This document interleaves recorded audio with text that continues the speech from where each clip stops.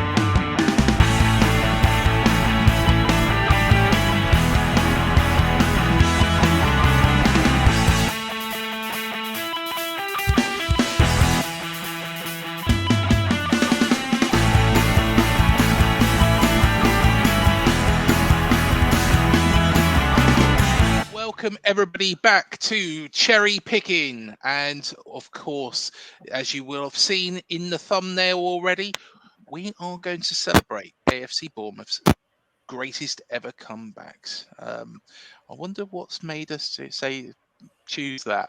But of course, we've got two people that you will recognise very, very well. They don't need any introduction. Of course, we have got Matt and Manny. How are you doing, guys? Yeah, all good. All good. Looking forward to looking at some past comebacks and reminiscing about last weekend. So, yeah, all good. And I'm happy to be a part of it, even if, my lot were one of the teams that were affected by your indefatigability, as it were. Well, I tell you what, it was special on Saturday, but I tell you what, let's save that there. You'll have to wait and keep tuning in to make sure that you hear our thoughts about that game. But before we get started, here is a little bit about our sponsors, Dental on the Banks.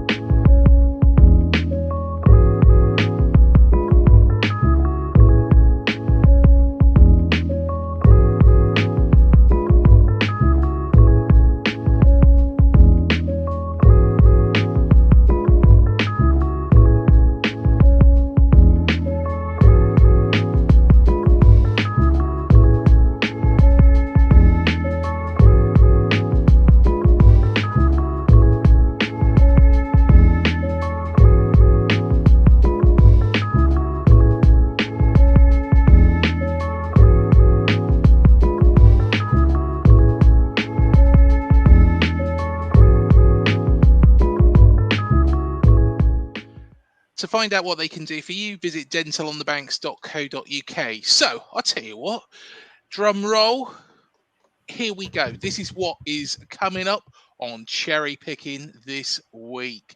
There we are. I could be a TV presenter, couldn't I? Am I a Bruce Forsyth? Or, I'm trying to think of, good TV presenters. There was a couple of negative ones that come to mind. But yeah, here we go. Cherry picking this week. So our weekly game, Guess the Cherry. So a couple of people got it right and put it in the comments from last week as well. So thank you for taking part. And again, do take part this week as well. We do talk about transfer deadline days, movements, and of course, Chris Mepham has left the club on loan. And finally, we do look at AFC Bournemouth's greatest comebacks. And there's Lewis Cook's very, very good and now very famous celebration, which, of course, come against Everton at the weekend. So, yeah, there we are. That is what we've got coming up for you today. That's going to be a big, big segment. And we're going to revel in every moment of it, every single moment. So I tell you what, let's start off with our regular feature on this show, and that is Guess the Cherry. Take it away, Yes. Matt. Yeah, this week's Guess the Cherry. Born in Harrow in 1973, he had a YTS at Tottenham Hotspur. Was known as an attacking right back, but towards the end of his career, he also played centre back. Was part of the 1998 Auto Windscreen Shield squad and the 2003 playoff final winning squad, and he earned a testimonial against his brother's Charlton side, and he scored 3 career goals. I think I know who this is, but of course, I can't say, because if I did say, that would ruin the whole bloody game. So leave your comments below. You will be revealed at the end of this show today. So there we are. So I tell you what, let's touch on the players that have left AFC Bournemouth. It's not, of course, only Chris Mepham, but Chris Mepham did make a late Black Cats move.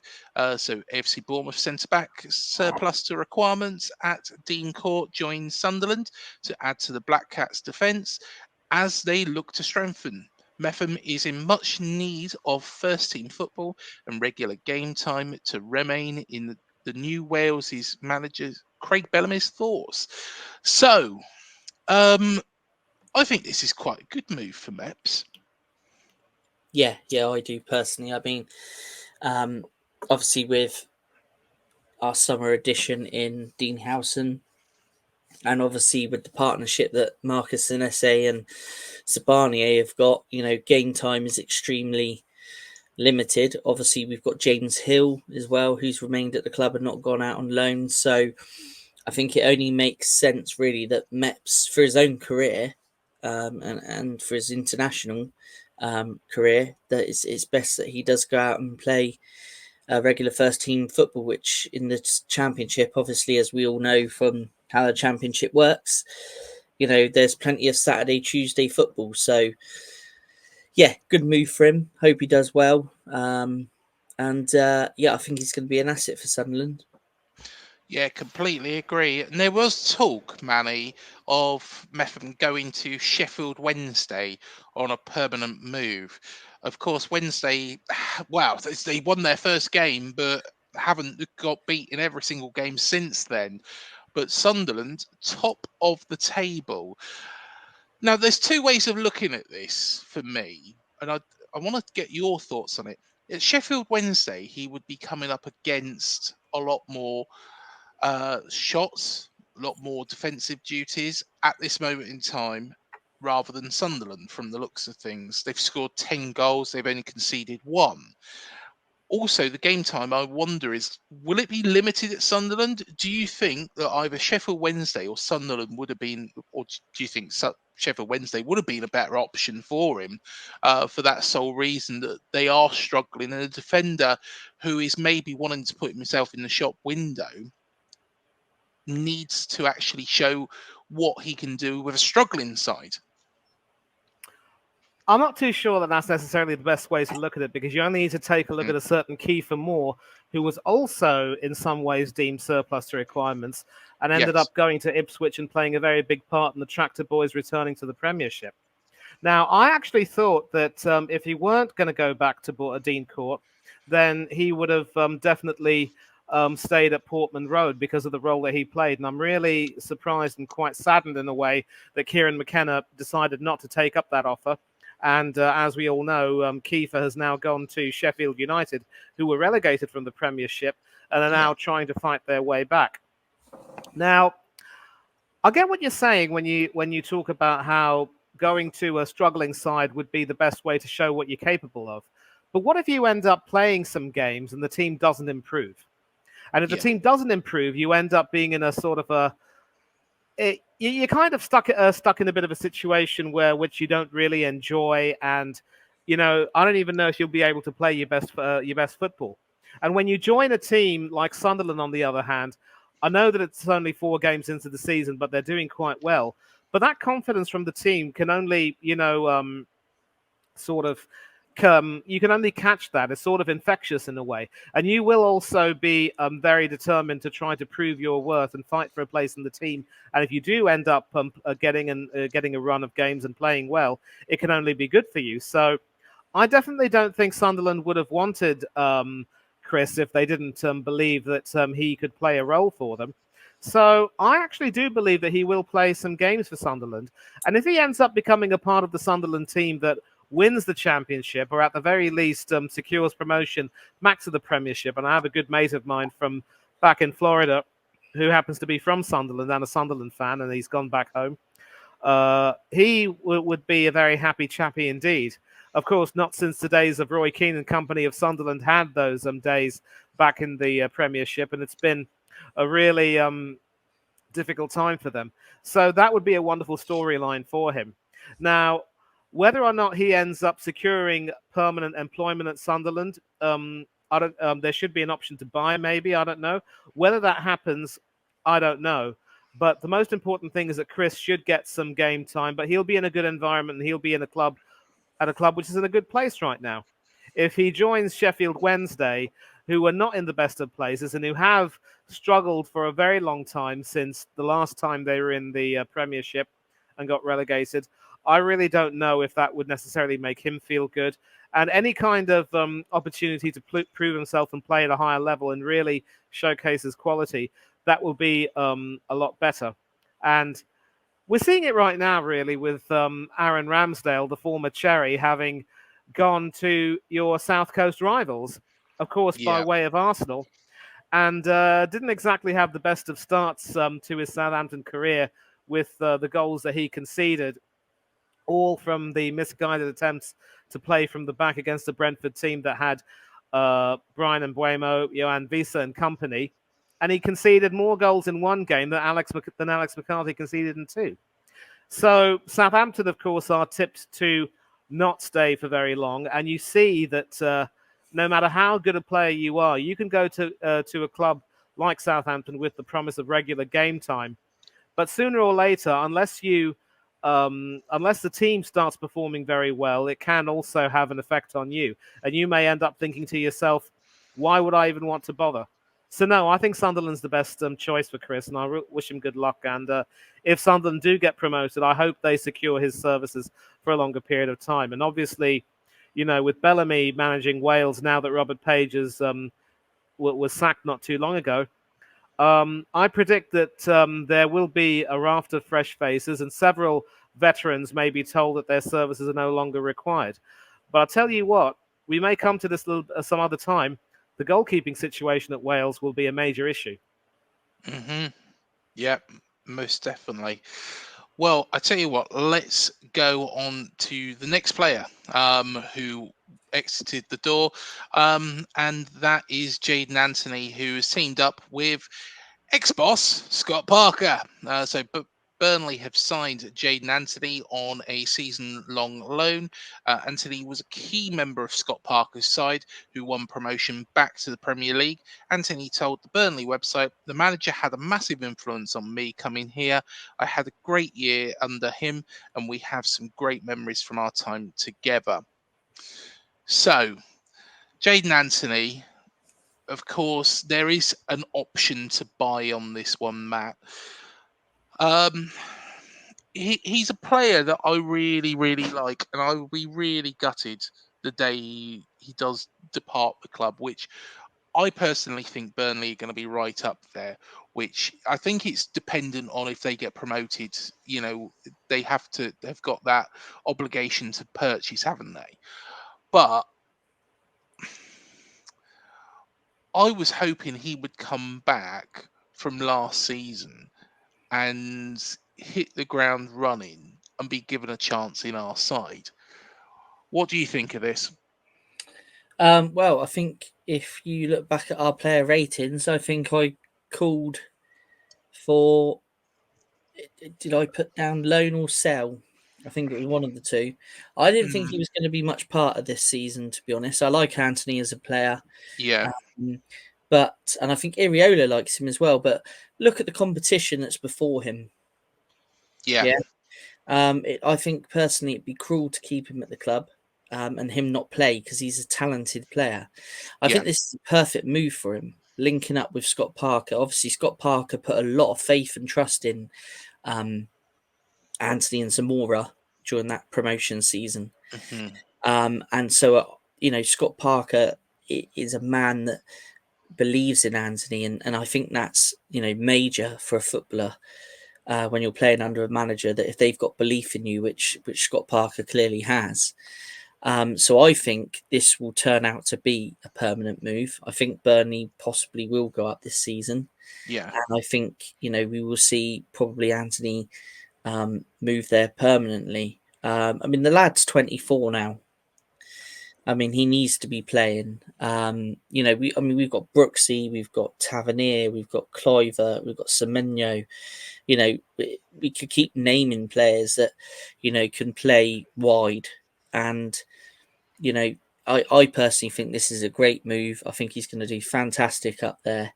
He's playing under a manager that he clearly likes, and the manager clearly likes him. And I think hopefully he'll thrive there, and he'll win promotion.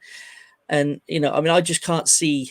Same with in a moment when we look at somebody else. hmm, From that player ratings, it was a case of the show we did the player ratings. It was a case of where do these players all fit in, and Iriola must see something in him because obviously I think for the first couple of games this season, if I remember rightly, Anthony was on the bench.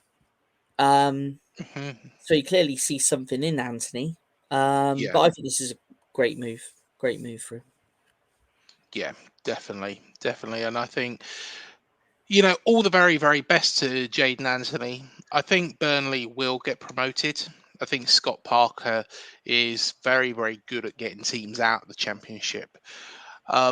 However, it's when he gets into the Premier League, what can he really do then? Which he's shown is not very much so far. For Jaden Anthony, he has got that experience. He has got some Premier League experience with ourselves. I think he, did very, very well for this football club. And it is such a shame to see him not really progress on from where he was. But of course, like you say, the competition ahead of him is, very, very strong. So, yeah, I think he has to go with our wishes and, hopefully he makes a success of his time at Burnley. Yeah, I totally agree. Let's talk about the final player as well on deadline day who made a move, and Gavin Kilkenny makes the Swindon switch. Now I'll save my thoughts in a second for this, but I do have some thoughts. So Swindon Town have completed the permanent signing of AFC Bournemouth midfielder Gavin Kilkenny on a 2-year contract at the Nigel Eady County Ground. Is that what it's called now? Yeah, I did. bit of a mouthful. It is a little bit, isn't it? Let's just call it the county ground. Um, the midfielder made a goal scoring debut last weekend against Notts County. On our player rating show last season, Matt predicted that the club would sell the midfielder. You was right on that. However, I'm going to throw a spanner in the works, and you guys can tell me if you agree or disagree with this. Gavin Kilkenny is better than Swindon Town. Now that I will agree with. I thought he could have been championship level, definitely. But then again, his couple of low moves that he did make, I think, into the championship weren't very successful.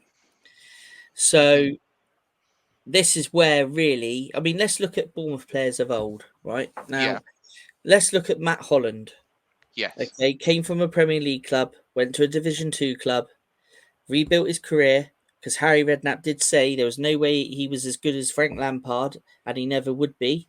But he's a good player, but he's not at that caliber. He went back down to Division 2, rebuilt his career, and went back to the Premier League with obviously Ipswich when they got promoted from Division 1. So why can't Kilkenny do the same thing? He's got a chance here to get games under his belt, play regular, and put himself in the shop window. Okay, yeah, I was a bit shocked at Swindon, to be honest. But then when you look at some other loan spells he's had, some weren't impressive from, if you believe what you read in the media. But I think, again, this could be a great move for him to rebuild, well, not rebuild his career. That's probably a bit harsh, but he could definitely put himself in the shop window and get some game time. So, again, another player, I think he's 24 as well. He needs to be playing. And this is a chance for him to rebuild his career. Well, Didn't he go to Charlton as well? And, he had 2 loan spells, didn't he, in the same season? And Charlton were League One, weren't they? were Charlton League One at the time? Yeah, Yes, he were. went to Stoke, Charlton, and Fleetwood Town last season. That's who, right. of That's course, right. got relegated. That's right. That Stoke, he didn't really make much of an impression. And he was obviously recalled and shipped out on loan to Charlton for game time. So, yeah, I think this could be a good move. And don't forget, he's in the international window, if you like. He could be playing games at that level and still be selected at full international level. So, it could do his international career some good as well. It's got that feeling, with Swindon as well, because I don't know how much you know about their situation, but they're in a little bit of a perilous position at the moment. They are second from bottom in League Two, just looking at it now. Financially, they are, and to be honest, like ourselves, all those years ago, it seems like Swindon are consistently up shit creek, put nicely, where they just seem to be struggling year after year after year after year. But if they can get the right players and the right mix in, like we did, they can pull off something, that will do his career the world of good. But there is that danger that he could become a non-league player. And I think he's way too good for that. I think League One, he could play at that level all day long, I think. Yeah, you're probably right. But like I say, this is a chance for him now to kickstart his career, I think, in my opinion. Yeah. I think if Swindon were to get relegated, obviously it's very, very early days. The chances are someone like Kilkenny might become an asset and might, command a transfer fee. So could be a good bit of business from that end as well. But yeah, I think the lad just needs to play football, really, and get out there and impress. Hopefully Swindon don't go down, because at the end of the day, a local club, or fairly local, I should say, to ourselves, a good club, but a club that have struggled, of course, since their relegation from the Premier League. Weren't they? Wasn't it the second season they were in the Premier League, or was it the first season? I believe it was the second season, Yeah, Craig. second. I remember second season, and Yeah. I don't know if Glenn Hoddle was player manager of them at the Yeah, time. No, he he was. was, No, he yeah. wasn't. Yeah, I think he was. I think he was player manager. I think he was, because he had John Gorham with him, didn't he? And I think he went on to become. Didn't he go on to become player manager at Chelsea for a season? Yep. No, because if memory serves me right, Matthew, I do seem to remember Hoddle becoming player manager at Chelsea, and he also made an appearance. Oh, yeah, maybe it was in the 96 FA Cup final, I think, when Manchester United played Chelsea, that Hoddle was there. So you may be right. You may be right. But, Craig, if I can just cut in, now you understand why Chris Mepham didn't go to Sheffield Wednesday. If Yeah, they get relegated from the Championship and go into League One, how do you think Chris is going to feel about that? So, as True. far as Kilkenny is concerned, the boy hasn't even made a single appearance for the Ireland senior team. And obviously, he has to start playing regularly and playing well for Hal Grimson to even take a look at him now. And of course, as we all know, he'll be coming up against the former Irish international Lee Carsley, who is now, of course, England's interim boss. Kilkenny has made 20 appearances for the Republic of Ireland under 21 team, and also 3 appearances at a younger age group. But he hasn't really been able to kick on from there. And so I love the example that Matt mentioned about Matt Holland. I think hopefully with Kilkenny, he starts to take it a bit more seriously, and he seems to be enthusiastic. Yeah. And, it's not going to be the best environment for him to go into, given that the club is, also precariously placed, as you say, like Sheffield Wednesday. But maybe he can just, if his performances do catch the eye, he can secure a move. Yeah. Well, yeah, definitely. And let's look back on ourselves. We weren't really the best environment, were we?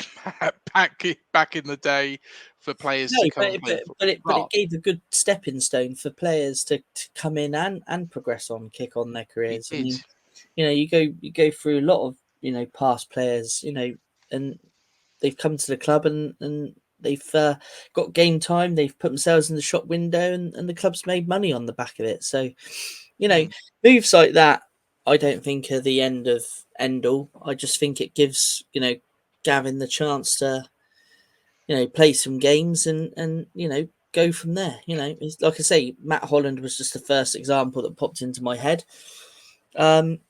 He dropped down divisions and then look where he ended up, through commitment. I mean, got to see how committed the lad's going to be now to his career. It's how he adjusts at Swindon, and he's not made a bad start, is he? I mean, he's scored a goal on his debut. I think they lost. Did they lose 2-1? I think Swindon. Yeah, I think they're second from bottom. It might be a selfish thing. He might not necessarily be. I mean, yeah, of course he's playing for the club, but at the same time, he it could be a case from his point of view is that I just got to think about slightly selfishly my own performances. So yeah, we'll see. Be interested to see. I'll still follow him anyway. I mean, Bournemouth players move on, and it's always good to follow him and see what goes on. Like your one of your favourites, Dan Juma. He's made a move, isn't he? And it even though he's not here anymore, it's still good to follow his career and see what he's doing. And that's just another example. That's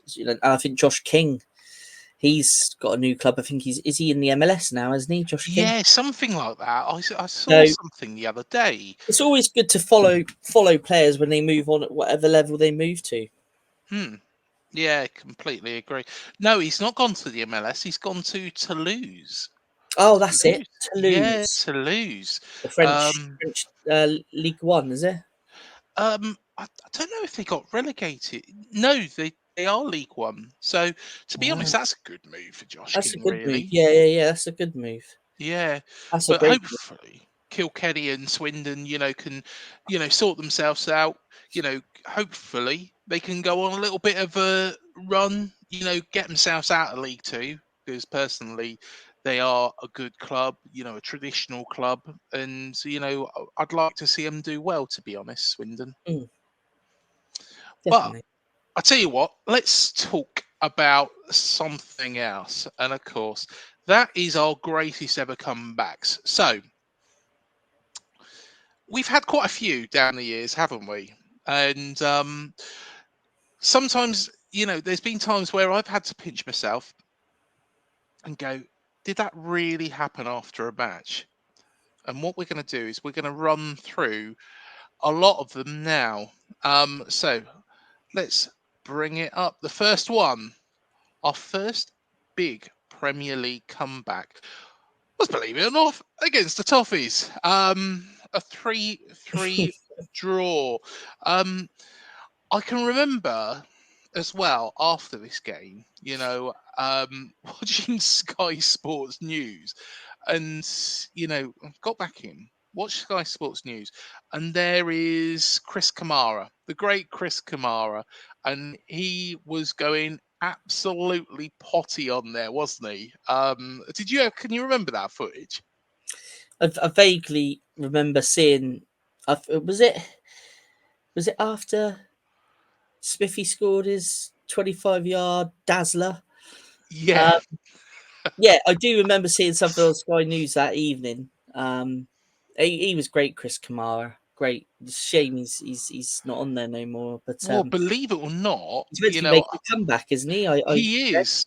Yeah, he is. I've read his book, by the way, Cammy, and if anybody's not read it, please do read it. It's going a little bit off task here, but I tell you what, I had tears in my eyes because of a lot of his struggles that he had and how he kept it to himself. And without giving too much away of the book, he probably won't thank me for that.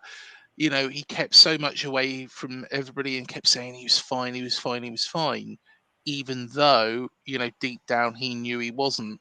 And it does appear that he is making a comeback, and he's had some great. It's not surgery so much to speak. There's terminology. You have to read the book. You have to read the book, but I know it's in Mexico, and there's a really, really, really clever man out there that's helped sort everything out for him. A condition I didn't even know really existed, and I bet so many people didn't. But it'll be great to see him back on TV doing what he does best. But yeah, sorry I went off task there, but I tell you what, that is something that is repeated so many times on Sky about this game. But what a game it was, wasn't it, Matt? Yeah.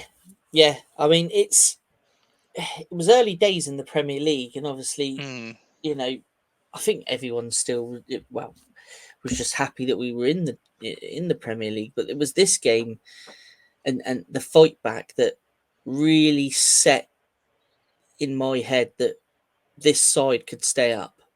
This side's got the fight in it. It doesn't know when it's beaten. This was the first game that I mean, we had. It wasn't a case that I thought we would go down and all that, but it was just this game that really set in my head that we had a good chance of staying up. Mm-hmm. I mean, it's a funny old game, isn't it? As Mr. Greavesy used to say on Saints and Greavesy. It's a funny old game, and I mean, this one was, wasn't it? I mean, this is There's the lineup. Look, I mean, on the day, I mean, I remember. I think was Boric. Boric took an injury or something. I think he was, wasn't he? Was it? I can't remember. But anyway, Federici was in there, decent keeper. It was Distan was in there. Didn't Federici just thrown it out there as well? Didn't Federici come off? Well, we'll carry on. But yeah, sorry. He did. I've jumped the gun. He did. I mean, he got an injury in at half time. I think Allsop come on, if I remember rightly. Yeah. But I mean, looking at that Everton side there, they had a fairly strong side, didn't they, at the time? I say a fairly strong side. I bet some of them wish they still had those players playing last weekend, and they might not got beat last weekend. But yeah, it was from what I can remember. I mean, going 2-0 down, you're thinking, are we going to get anything out of this game? But again, a great fighting spirit. I mean, I don't know whether Manny remembers much about this game in particular, but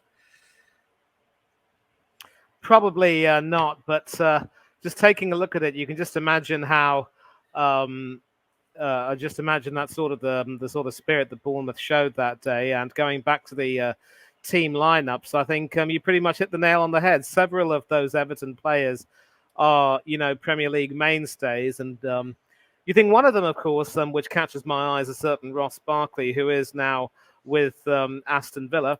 Adam Federici, of course, Aussie goalkeeper, who also, I remember, played for Reading, so among other clubs.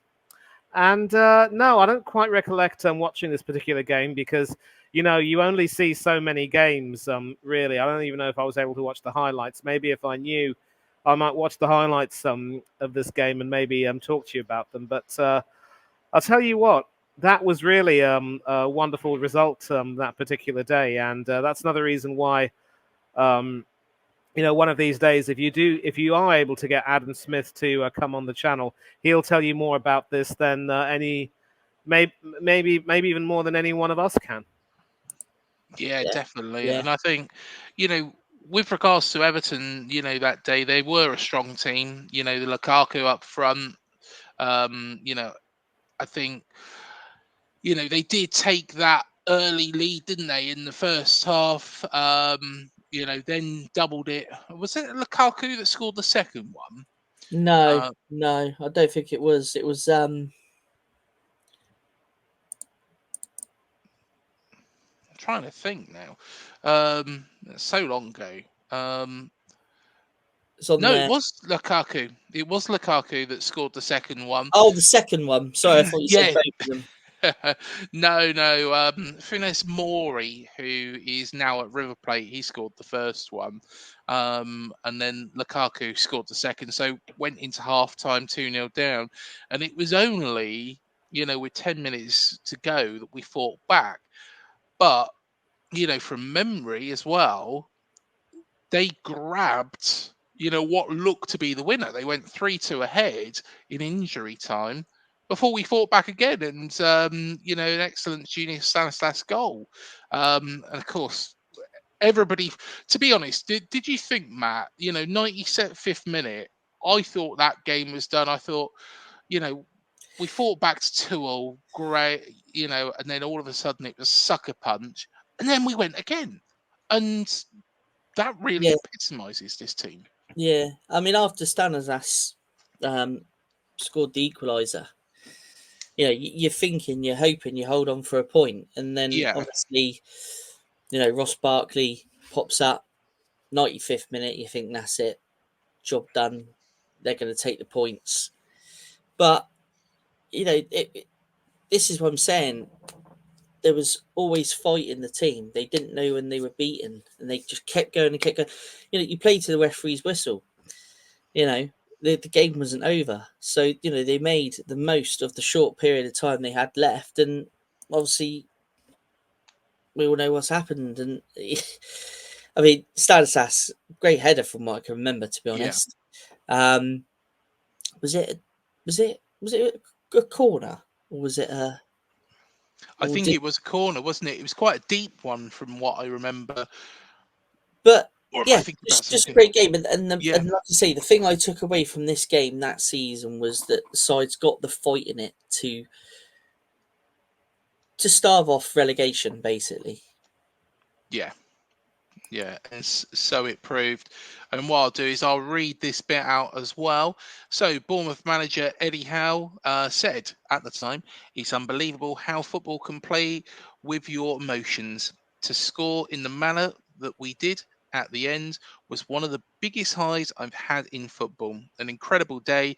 Though this game is no good for your health, I'll be having an early night tonight." The character we showed today was excellent. We've shown our resolve and our willingness to improve, which we will need if we are going to get through this tough season. We are improving week on week. We have to now build on today's result. And I'll tell you what will probably be even more sweet for Eddie is, I don't know if anybody knows this, but Eddie Howe, as a kid, used to be an Everton fan. I think everybody knows that, Craig. Sorry. I think everybody knows that. There we go. There's an answer to a quiz question for you. That's no top secret. top secret bit of information that you've not let the cat out of the bag there, Craig. Yeah. Yeah, everybody knows that, so you don't have to wait for the autobiography to come out to know that one. No. Well, let's have a look what the opposing manager, Roberto Martinez, said. So, of course, Everton manager, I bet they wish he was still there. Our first half No, they performance... don't. No, they don't, Craig. No, they don't. I stand But continue. corrected. I'm corrected again, Craig. Stand corrected again. I keep making mistakes, don't I, tonight? Our first half performance was very good. We were in control, dominant, and scored 2 goals. But in the second half, we lost control, though you must expect the home side to come at you. We lack that instinct to put the game to bed. With a 2-goal lead, who you feel very comfortable. After the equaliser, we showed good character to score a third, but it was a massive, massive blow to concede so late in the game, and it's a feeling of dropping 2 points. I don't know why the referee allowed play to continue for so long, but maybe it was luck for Bournemouth, which they haven't had all season. A bit sour grapes, isn't it? Sour grapes. Manny, I'll tell you what, before we move on, I'd love to know, why do Everton fans not want Roberto Martinez? The perfect example of a manager who's failed upwards, Craig. Fair I enough. don't know if there are any other managers in world football who were, to their credit, able to take their team to an FA Cup win but get them relegated. And he ended up becoming manager of not 1 but 2 national teams, Belgium and now Portugal. And he still can't seem to say goodbye to Cristiano Ronaldo, although congratulations to him. I do believe he scored his 900th career goal tonight. But we all know that he'll pad his stats against a bit of the smaller teams, and against the bigger teams at major tournaments, he comes a cropper. But obviously, this particular match is one of the epitomes of why they wouldn't want Bobby Martinez back, because he just wasn't quite able to get it together at club level. And I think for all of the warts with Sean Dyche, they do like the solidity he brings, but they're also not that naive to know that you can't keep cheating death too many times, and even cats have no more than 9 lives. But Martinez never really seemed to be able to fulfill the potential that his teams had, and this match was sort of an epitome of that. That star-studded, I wouldn't call it star-studded, but it was a very solid Everton team.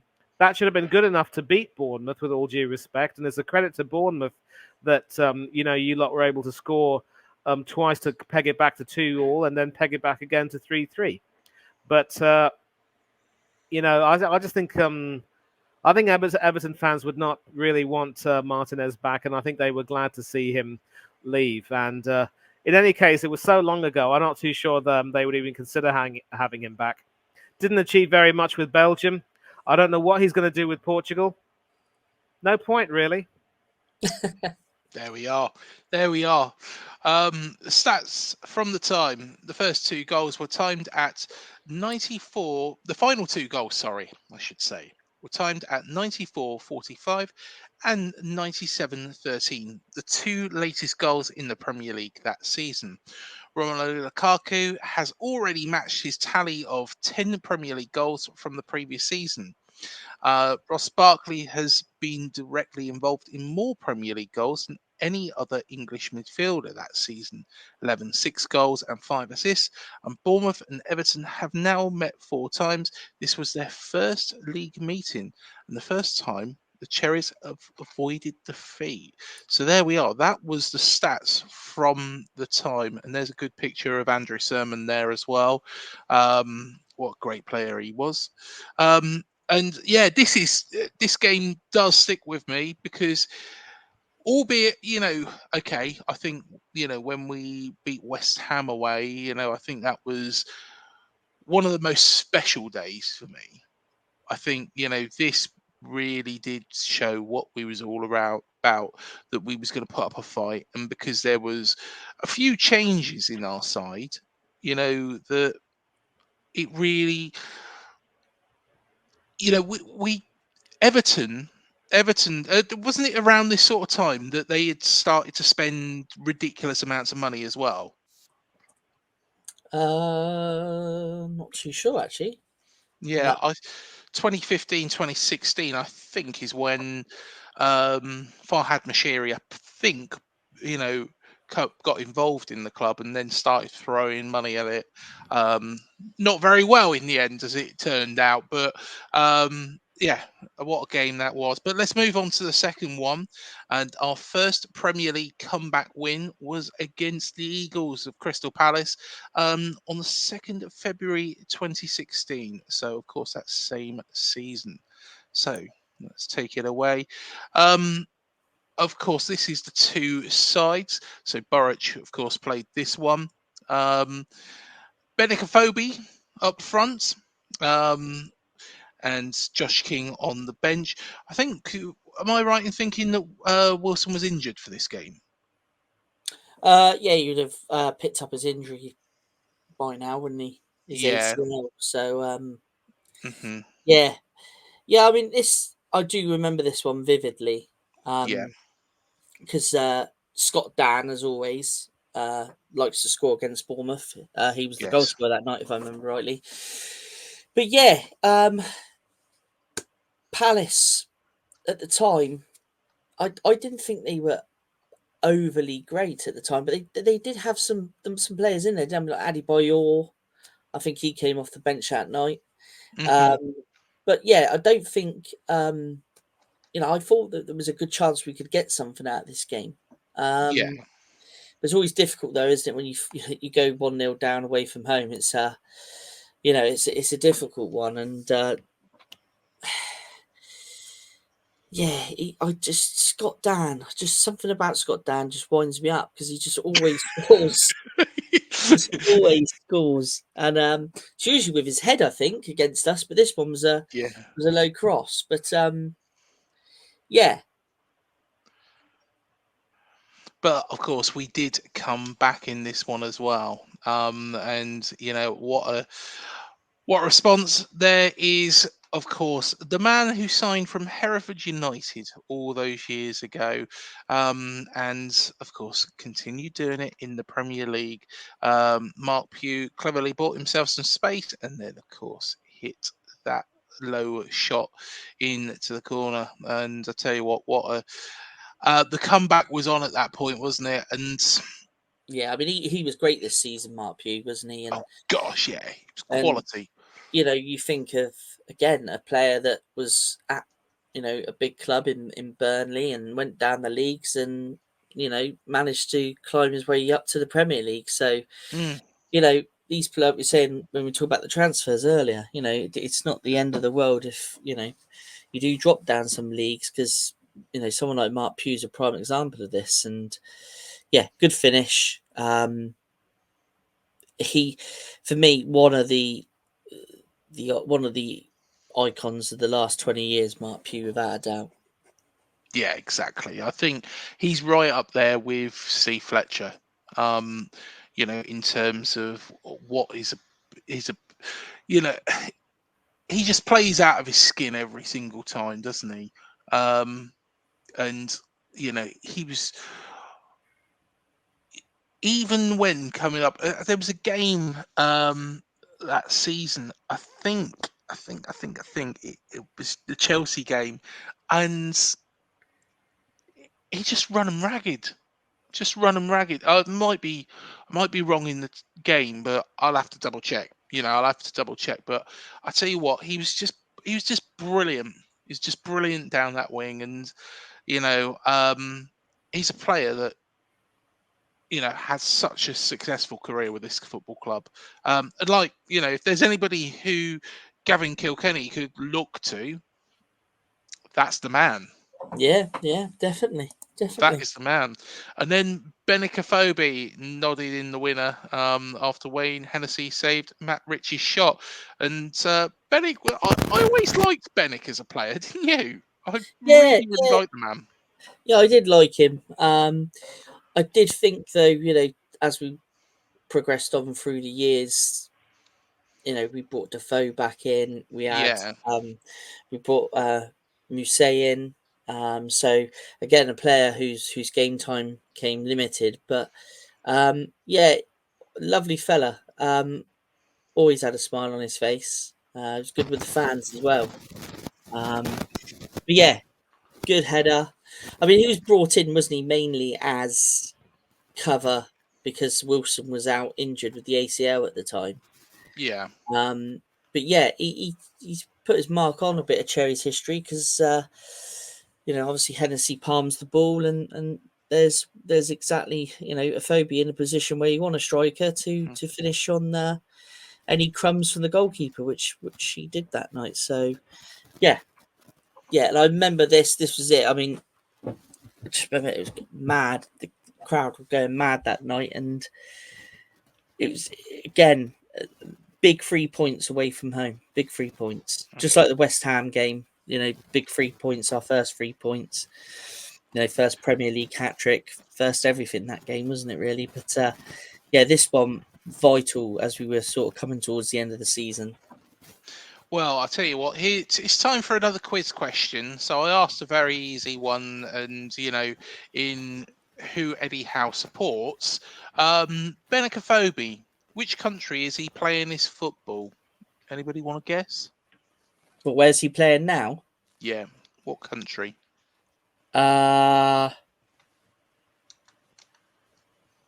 Is it European? Oh, that gives it away, doesn't it? No, it's not. It's not European. No. Is he in America now then? No. Manny, Australia? do you want to have a guess? I'm assuming that he might either be in Africa or India. No. China? No. This is a good game, this is, isn't it? It's like Strike It Lucky. I'm pretending to be Michael Barrymore We tonight. ain't struck nothing yet. Thank goodness you're all white, Craig.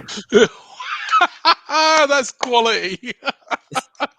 You know I had to do that. I love it. I absolutely love it. White. White. Yeah, go on, Craig. Put us out of our misery. He's actually playing in the Qatari second division for a team called Messamia. Really? Yeah. Crazy. Al Messamia Sports Club. So, If I do remember, actually, funny that this is on there now because obviously Smithy was meant to be sent off, and Pardue got wound up by it. Pardue gets wound up by anything, doesn't he? And proper threw his toys out of the pram. But I think looking back on it, from what I can remember, I think it was a sending off, and we got away with it. But yeah, old Pardue definitely threw his toys out of his pram that night. Yeah. I tell you what, the other day, I spoke to him on Talksport, and wanted my opinions on with regards to that goal from Ouattara. We'll call it a goal because it was a bloody goal, and he wasn't having none of it. And I said, "Come on, Alan." I said, "If it had happened for your club, you would have happily taken that. You would have complained if that went against you." And he didn't know what to say, and I kind of got cut off in the end. But yeah, there we go. I was right, Alan. You was wrong about that one. But this is what he said, and I think he was wrong about Smithy getting sent off as well because he didn't. So Crystal Palace manager Alan Pardew was I'm going to struggle saying this word. Exasperated with referee Mike Jones's failure to send off Adam Smith for hauling back Jordan Much just outside the area. The Bournemouth fullback was shown a yellow card.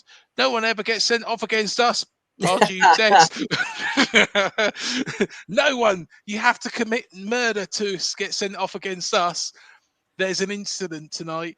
I think if we're as big a club, maybe we get the calls.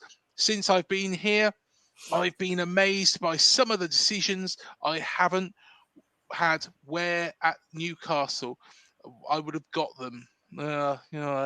Sour grapes, Alan. Sour grapes. Yeah.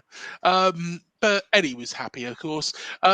So Eddie said we weren't very good first half, but we showed great resilience and we just about deserved it. It was a high class goal from Mark Pugh, and it proved to be a lifeline. Second half, we were a lot more fluent and we broke really dangerously throughout the heart of the pitch. We believe in Bennett and he's doing ever so well for us. We're not the finished article, but we're moving in the right direction. I can probably guarantee that Alan didn't actually go for a glass of wine with Eddie, because there is actually a room at Dean Court where the managers can actually have a glass of wine after the match and have a chat, about key decisions. I'm guessing that Alan Pardew didn't turn up. In fact, I might have to find that one out. Anybody who knows whether or not Alan Pardew decided to turn up, let us know. Some stats from the time then. 7 of Palace's goals at this time of that season had come from defenders, a league high at the time. Mark Pugh's goal was Bournemouth's first of the season in the 15th minute before half-time. 15-minute period before halftime. Sorry, I do apologise. And after losing 5 of their first 6 away Premier League games, Bournemouth had lost just 1 of their last 7. So won 3, drawn 3, and lost 1. So some very, very good stats there. And I think that was just before our run really to keep us in the Premier League, wasn't it, that season? To be honest, it was literally, I think that was at the start of the run to keep us up. If I think back, we was Yeah, offering around, but we pulled quite clear, didn't we? Yeah, I think we pulled out of the relegation zone after that. I think. Yeah. I might be wrong. So long ago now, but yeah, a great comeback. But yeah, this one was where King delivers his hammer blow with his hat. Yes. This one, fantastic, because West Ham have always had a fondness for West Ham because they were always good to us years and years ago with player loans and that, especially obviously when Redknapp was there. But yeah, this game we played exceptionally well, I thought, in the second half. But yeah, again, another game just where we didn't give up. And obviously this season was the season we finished in the highest place of ninth that year. Yeah. Wasn't it? And again, Callum was injured, and this was the season where Joshua King stepped up and really filled that void for us, didn't he? Oh gosh, yeah. I think he was quality that year. And look at the side, of course, that we had back then. Again, it was a consistent side. It was a side that had been built of players that maybe were also rans at other clubs, but it was that togetherness, playing together. Mark Pugh there again. Well, I mean this season was the season we had obviously Jack Wiltshire. Yes, yeah. Obviously, he come in on loan. We had Max Gradle, who was a great recruit this previous season. Fraser had come into his own pretty much this season after that other game. What game was it? The Liverpool game that year. He come into his own around that time, didn't he? And started performing well. That's when he was actually playing well. But yeah, it was a good thing for this season for me was obviously the points tally and the position we finished in. But I thoroughly enjoyed watching Jack Wiltshire play that season. Thoroughly enjoyed it. Thought he's Jack. Obviously, Manny will know more on it, but Jack is his career to finish when it did was tragic, cruel, wasn't it? He still had years in him, I think. Obviously the injuries, but great player, and real joy to watch in a Bournemouth shirt. But West Ham, they were quite a decent side even then, weren't they? I mean, They were, yeah. Antonio, Noble, good player. Fonte, is that how you pronounce it? Fonte? Yep, Yeah. Conte. Great defender, I always thought. And then you look at the bench. I mean, some of the options on the bench, like Snodgrass, Hmm. Collins, good defender. It's quite interesting. At the time, Randolph was keeping Adrian out the side. Yeah. But yeah, no, some good players there. But overall, the game itself, again, just another game where you just don't know when you're beaten. Oh, honestly, it was they were a very, very well organised team, West Ham. A very, very well organised team. I think they were doing quite well themselves. But we just outshone them in the day, coming back. And yeah, as you can see there, Josh King scored a hat trick. So of course, wow, we say survival hopes, but it was more than survival hopes. There was even a potential glimmer and touching of Europe, wasn't there? Okay, it didn't happen in the end. We didn't get that close, but at the same time, this was an amazing season, an amazing season. Especially seconds. A lot of people would say, there is such a thing as second season syndrome, isn't there, Manny? Yeah. Yep. Yeah. Absolutely. We really avoided that. But yeah, a hat trick from Josh King during this game. Andre Ayew looked to have earned West Ham a draw with a place finish, but King did steal the points when he lashed into the roof of the net after Randolph had denied substitute Jack Wilshere. Just talking about Jack Wilshere, of course, like we was just touched upon there, he had his issues with injuries and things like that. I personally think this season, which we're talking about here, was probably one of his strongest seasons in football when he was at Bournemouth. Manny, am I talking rubbish, or do you agree with me on that? No, you're not. You're absolutely talking a great deal of sense because look at Arsenal. He did put in some fine performances for us, and I think many people will remember the day when Barcelona came calling to the Emirates, and Wilshere pretty much, ran the show as we did quite well against the Catalans. But interestingly enough, when Pep Guardiola was asked if he was impressed with Wilshere's performance, his pointed response was not really. I've got similar players in my reserves at Barcelona. Now, many of us at the time thought that Guardiola was being a bit of a sore loser, but as it turned out, he might have had a little bit of a point in some ways. Wilshere was one of those players who definitely could have and should have gone on to achieve a lot more with us, but injuries just weren't his friend. And I think maybe the pressure of being in that goldfish bowl at Arsenal didn't really bring out the best in him. In stark contrast, you take a look at someone like an Aaron Ramsey who stepped up well for us in, FA Cup finals, of course. There's only one Aaron Ramsey. We still sing that to this very day. And Aaron Ramsey still going strong, mind you, Wales captain and all that. Maybe Wilshere could have benefited from having similar, moves on loan to different clubs. And I think you lot really, helped him enjoy his football, and he was starting to play a great deal better.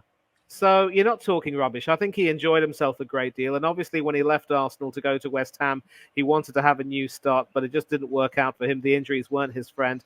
He did provide a few final moments of his best when he was at that Danish club, Aarhus.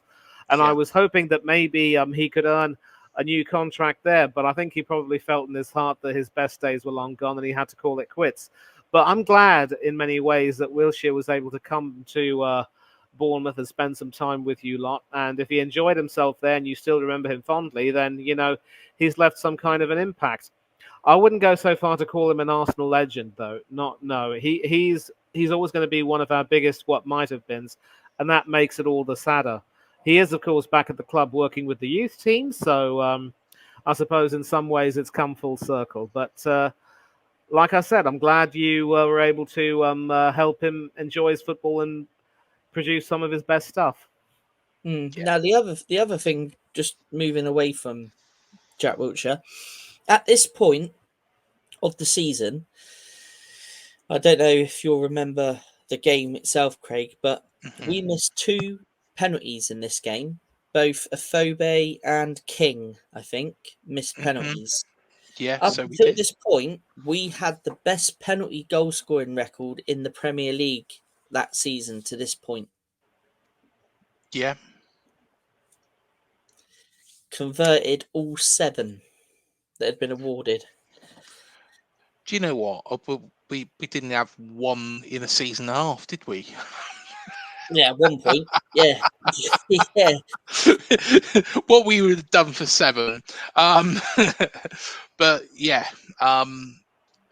we were very, very successful from the penalty spot. Wilson was good. King was good, and yeah, I didn't realise that, we had the best record in the Premier League prior to that game. But yeah, of that course. season we had converted the most penalties up until this point. Which is which, yeah, you think about it, could have been 5-3, but yeah, it's one of them, isn't it? Penalties, as we all know. Was that the season of the Everton 2-2 as well at home, where Josh King? It was quite a late penalty, wasn't it, to equalise again? I think it might have been that season, or was it the season after? It might have been the season after, actually. Talking out loud. Yeah, it might have been, actually. Come to think of it, might have been. If anybody knows, leave it down in the comments. Was it this season or was it the season after? I'll check anyway, but hey ho. Somebody could do the hard work and put it on the comments for me if they want. So here we go. This is what Eddie Howe said. I'm feeling relieved that we finally got the win we craved so much. He said there was a lot in that game and a huge roller coaster of emotions during it. It summed up our recent spell, to be honest. I think we've played really well at times, and we have somehow found ourselves behind in games that we have dominated. And there's my mate with Josh King and, of course, Sir Eddie. I love that training gear as well. You probably got one there, Matt, somewhere. Yeah, somewhere. Yeah, I had one somewhere, but I don't know where it's gone. But Eddie said relief is the overwhelming feeling. It always is in those circumstances a mixture of emotions, and the main one is relief. It sums up the Premier League, really. The ups and downs are extreme, but I think we played well. Yes, we missed 2 penalties, and I was surprised to see Joshua miss it, but his strike partner took the next one. There's nothing wrong with that. We had a lot thrown at us, and it sums up the run we have had. But the lads dug deep, and it was a great winning goal. There we are, and there's a picture of Jack Wilshere as well. Let's have a look at Slaven Bilic and his sour grapes. So West Ham manager Slaven Bilic, in the end, definitely we deserved to get something out of the game, but they played well and played with great aggression. They missed 2 penalties too. So we were lucky we were only down by 1 goal. We had situations to go 2 up, but didn't take them. So we are disappointed. At that moment, we went for the 3rd goal. We lost too many players on that side and left it too open, and you can't give them space on the counter-attack. Do you know what? That's probably the most fair assessment that we've had so far. Including Roberto Martinez and, of course, Alan Pardew. Slaven, I hope you get another job in England. Just for that. Some stats from the side. So Bournemouth registered their first ever Premier League home win against a team from London. So 1-1, drawn 3, lost 5. Bournemouth have won a league high 9 penalties this season, more than any other Premier League side has. Their only misses of those, when those 9 were both penalties today. There were just 48 seconds between Bournemouth's first missed penalty and West Ham's opening goal. Yeah. Mikel Antonio has netted more Premier League goals than any other West Ham player since his debut in September 2015. Josh King has netted 7 goals in his last 5 top flight games. King has become the first Bournemouth player to hit double figures in the top flight campaign, 11. Andre Ayew has directly been involved in 3 goals in his last 3 top flight games, 2 goals, 1 assist after scoring 1 and assisting none in his previous 12 with West Ham. Both Bournemouth's Premier League hat-tricks have come against West Ham United. So Callum Wilson last season and Josh King this season. And of course, Callum Wilson's was in that epic first win in Premier League, wasn't it? Yes, it was, and I've just realised I've got the games the wrong way around because this was before that. But what an epic game this was. Now, I absolutely love this because Yes, I've got quite a few Liverpool fans, so this was good to rub it in with them. But yeah, what a game this was! I mean. yeah, we all know some Liverpool fans, don't we? Hello, if you're watching, Brian, you'll enjoy this segment. So this is how the teams lined up. Well, yeah. So Liverpool, as you can see, very, very, very strong team, as you expect. That's actually the sorry to interrupt there, Craig. That's Go on. actually the player ratings in brackets from this game. As you can see, the goalkeeper who was infamous for having a dreadful Champions League final scored a 3 on this day. So I don't. Yeah, and I think even Newcastle let him go, didn't they, during the summer? Yeah, I Yep, think so. they released him. Where's he gone? Does anyone And know? now they still have goalkeepers. I don't know, but maybe he's gone back to Germany. Maybe he'll find another club. But Newcastle still have 4 goalkeepers. Nick Pope, Martin Dubravka, Odysseus Vlachodimos, and now John Ruddy. Do they really need that many? No, not really, but They're trying to beat Chelsea on that one, aren't they? You could say that.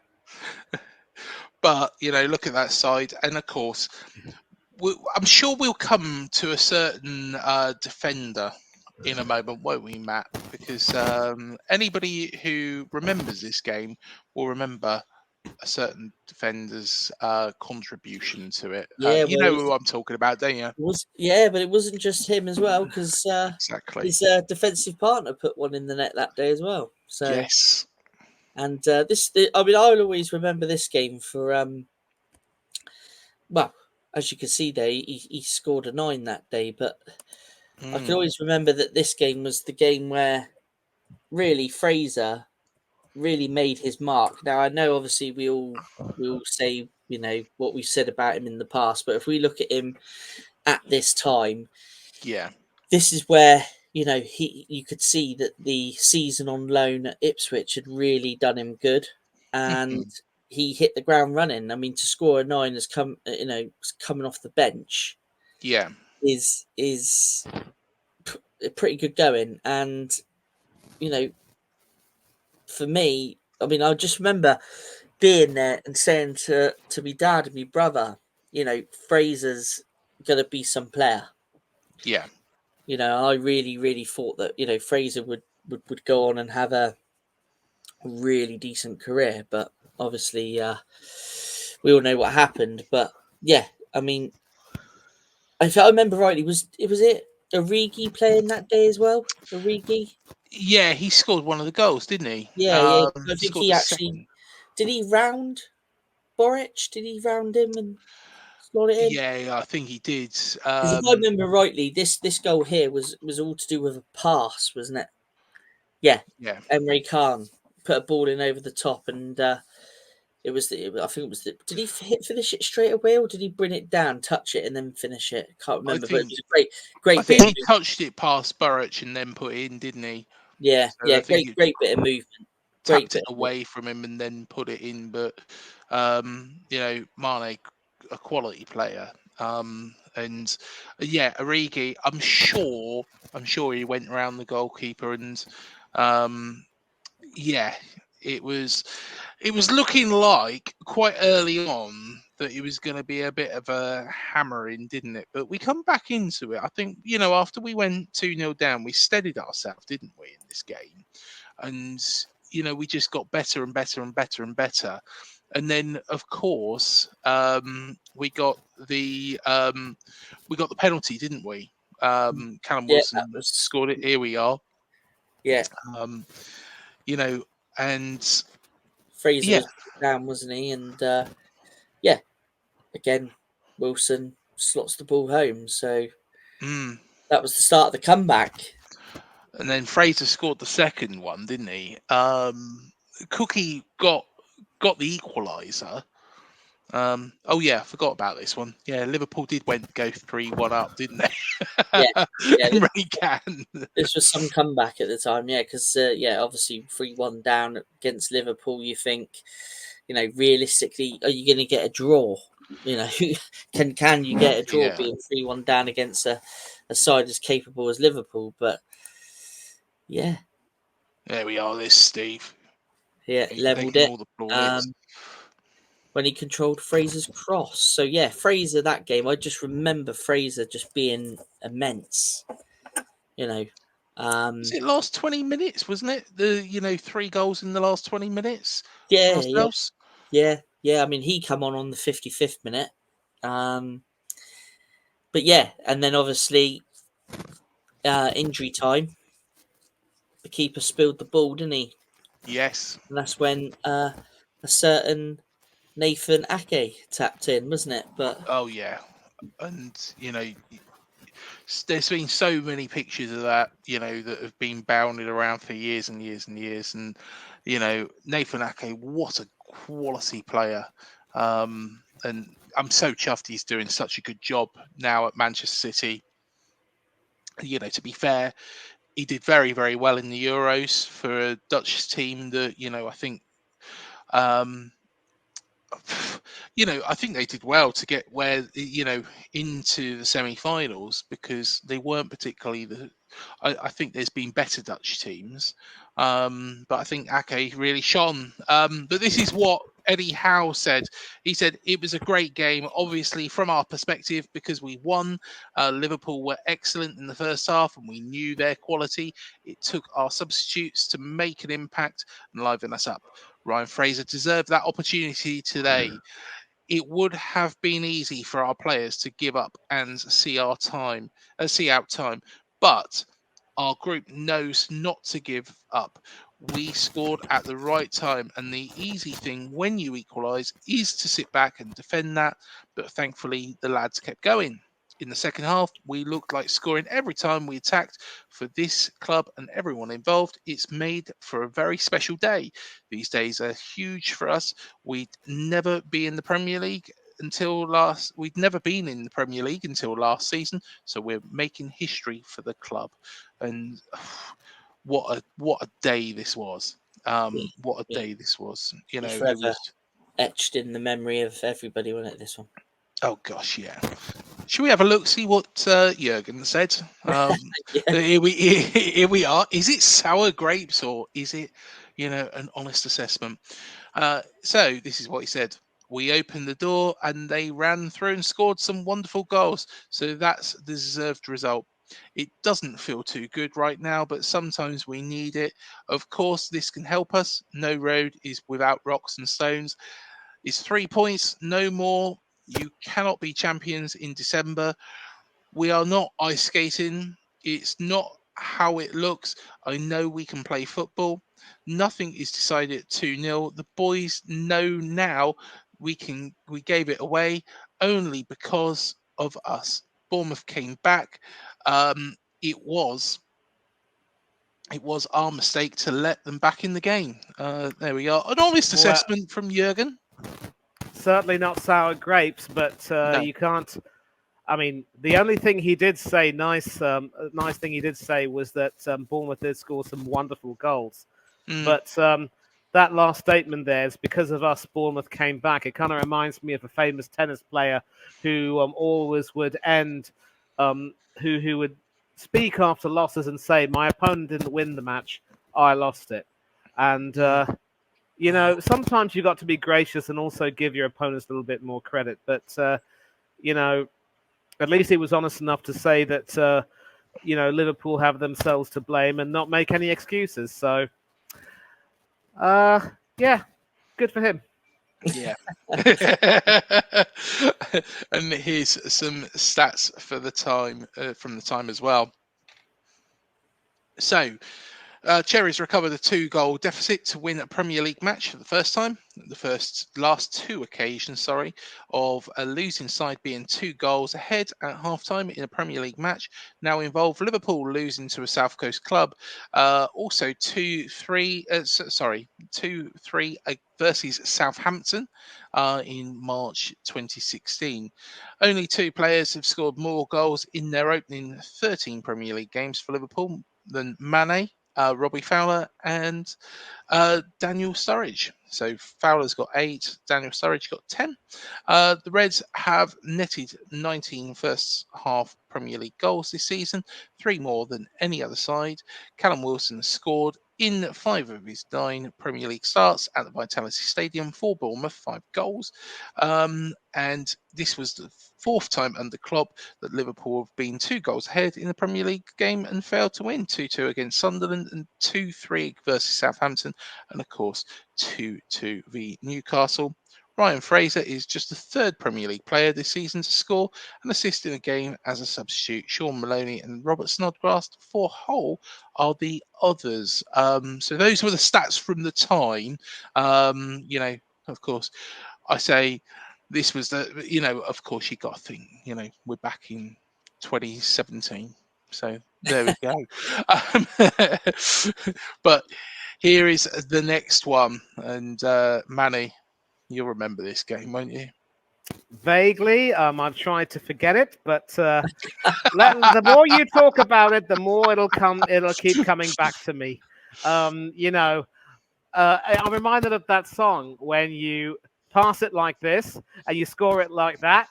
It was so long ago, but it's all coming back to me now. Celine Dion, you are always a global treasure. Take it away, boys. Go on. So, defender Hector Bellerin had given the visitors playing without forward Alexis Sanchez the lead when he latched on to a defence splitting Alex Iwobi pass to squeeze the ball past Asmir Begovic. Wasn't this the time when Sanchez was linked with a move away to United, and that's why he wasn't playing? This was in 2018, right? Because I know that Wenger left the club after this season. Ah, right, okay. Yeah, this was Wenger's last season, wasn't it? Yep. Yeah. Wilson, though, of course, this was the comeback. Took advantage of Peter Cech's indecision as he got Ryan Fraser's low cross before the Arsenal keeper and poked it past him. And then, of course, we've got a surprise scorer in this one as well. And Jordan Ibe. Jordan Ibe rifled home. The former Wickham man who was at Derby County last year, and I don't know where he is now. Managed to stab home the winner after, and I tell you what, went absolutely crazy, didn't we? Yeah, but the thing is with Ibe, he was a talented player. He just didn't. I don't know whether it was. I think it just for some reason just didn't seem to work out, did it? And shame because it was said. I mean, a fair few Liverpool fans have said to me that the reason why Liverpool sold Sterling in the first place because they thought Ibe was a better player. Yeah.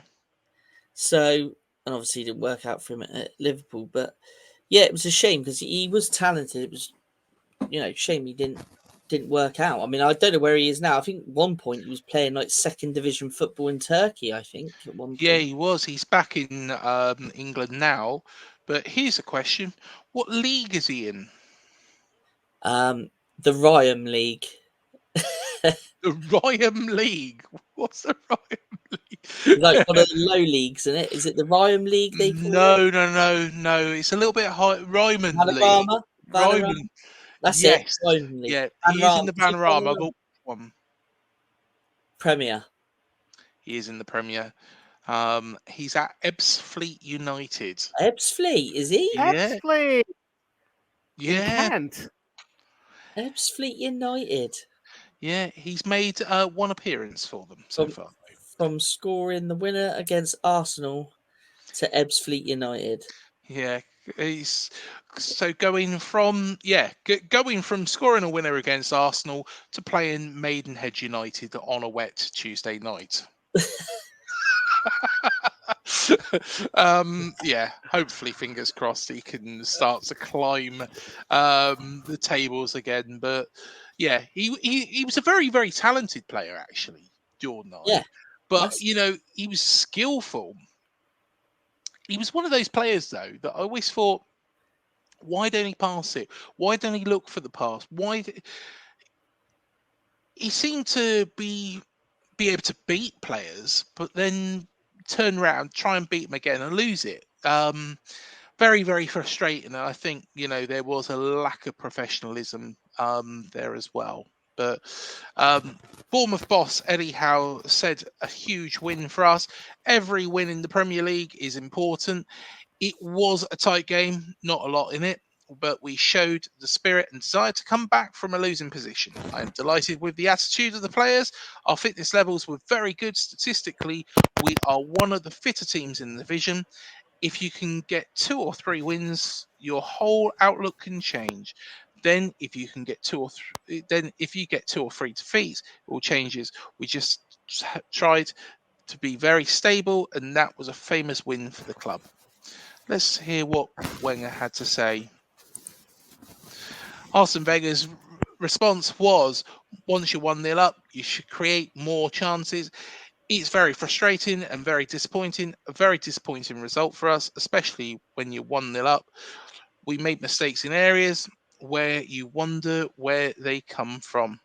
Legendary manager, legendary manager in football. And yeah, I think this was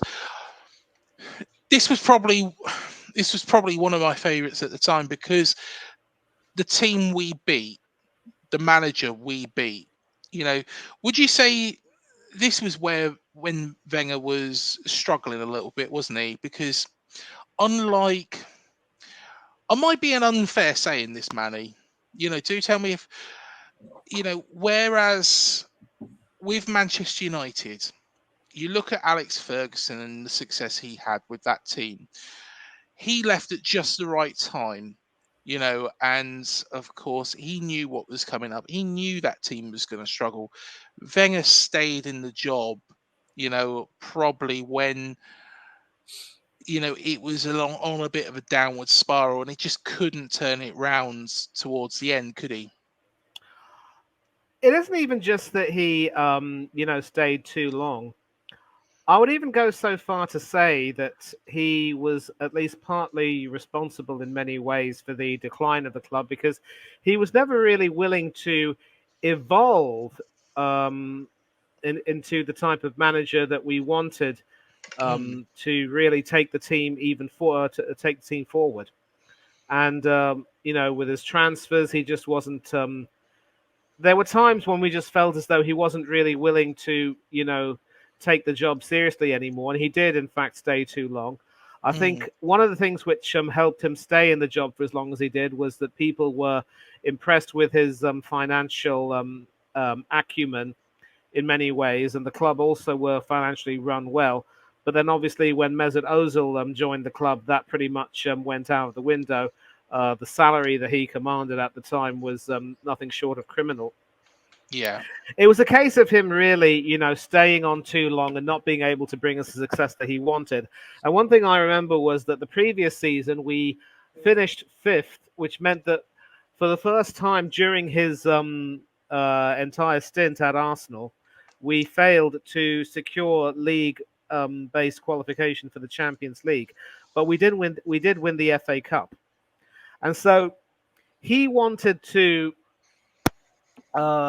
that final season, win the Europa League and get us back into the Champions League via the league position and end his tenure on a high.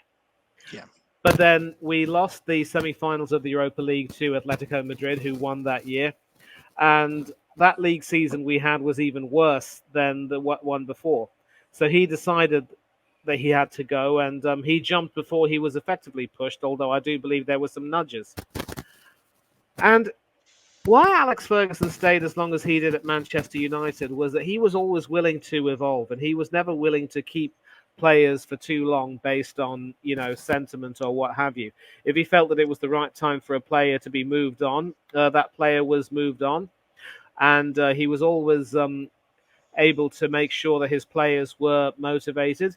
Even after Roy Keane left the club, they still won the European Cup and reached the European Cup final the following season. And, he never, ever rested on his laurels. That is, and that in itself is another reason why Arsene can never really be considered one of the greatest. He is our longest-serving manager, but he just wasn't able to really, evolve. Whenever we would, suffer some chastening defeats like this, he'd be frustrated. At least he didn't make any excuses, and you can tell from his post-match statements that he was at least honest enough to say that his team should have done better. But again, sometimes you also have to be gracious and say the opposition were just better than you. But I think there were times, I think, when players started to, down tools for him. And we ended up having a reputation during the latter stages of his time as being a team with a very soft centre. Losing the League Cup final to Birmingham City, I think it was in 2011, that was an absolute sickener. And we just never really were thought of as a team that had the bottle to go on and really win the big prizes. And even now, we still cling to the invincible season like a limpet, really. And we have the nerve to, laugh at Aston Villa fans and Nottingham Forest fans who hark back to their heady days of European Cup triumph. We've never even won a European Cup. But back to the question, I just think Wenger was, by that time, he had pretty much, lost the plot. He was sort of banking it all on ending things on a high, and it just didn't work out. And finally, when he went, it was a fond farewell, but we were happy to see him leave.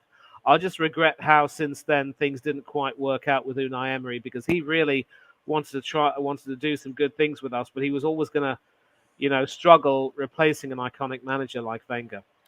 I mean, 7 FA Cups with us, I suppose, is not small potatoes, but only 3 league titles in the 22 years for which he was manager.